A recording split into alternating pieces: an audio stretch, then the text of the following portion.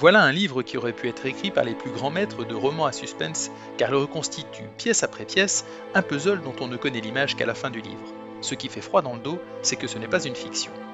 Francesco souffre de nombreuses maladies et se découvre une aversion pour le sacré.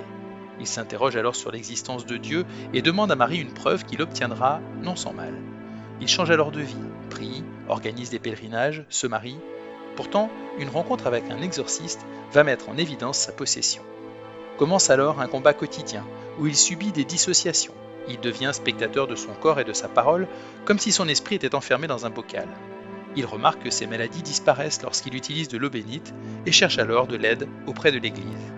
Il apprend à être possédé depuis l'enfance et que 27 légions de démons peuvent prendre possession de son corps quand ils le souhaitent, ce dont il ne se prive pas lors des exorcismes ou des messes durant lesquelles il pousse des cris, crache, font des singeries, insulte les prêtres.